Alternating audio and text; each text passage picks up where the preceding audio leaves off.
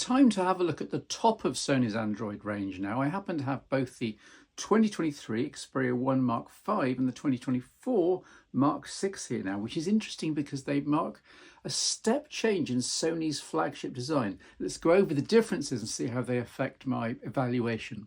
The most obvious is that the aspect ratio has changed dramatically from 21:9 to 19.5:9. It's now more normal and not as elongated, which is good because you can put more content on screen, you have a wider input keyboard, and you have fewer left-right black bars on video content. But obviously it's wider in the hand slightly and not quite so easily held. A positive on balance though. One of the highlights of the Mark VI is they've gone from their old 4K screen, which sounds impressive, but in practice you couldn't see it outside in sunlight. You've now got a really clear screen you can see in all light conditions, and most importantly, when you're out taking photographs, you can actually see what the heck you're shooting. Yes, there are chip bumps inside, but the main component change is that the unique variable telephoto zoom has been extended from 3.5 times all the way to 7.1 times. That's quite a range in a phone camera, and I've been testing that. The next video will have the results. The main camera is the same as that in the Xperia 5 Mark V, which I featured before, and is excellent. New for the Mark VI is full manual control of the telephoto at 4 centimeters, which Sony calls telephoto macro. Here are some examples of what it can do.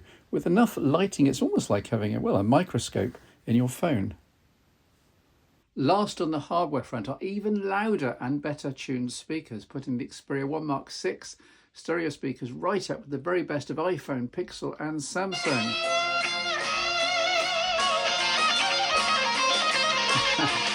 Maybe even better, as they're both front-facing. Though the extra size and weight of the Mark VI does mean that the Sony has dropped the quirky but fun dynamic vibration system, but yet again, better on balance. Just enjoy the noise.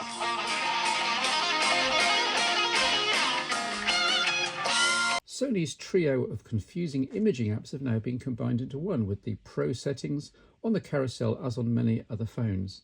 There we are, Pro Video and Pro Photo. Completely dropped is any idea of making the Xperia behave exactly like an alpha camera. And for me this is good. I never got the hang of the old controls. Here, everything advanced I need is here in the one interface. Finally, this launched on Android 14, is on 15 now, and should get Android 17 along with security until 2028. So at last, a better supported Sony flagship. Hurrah!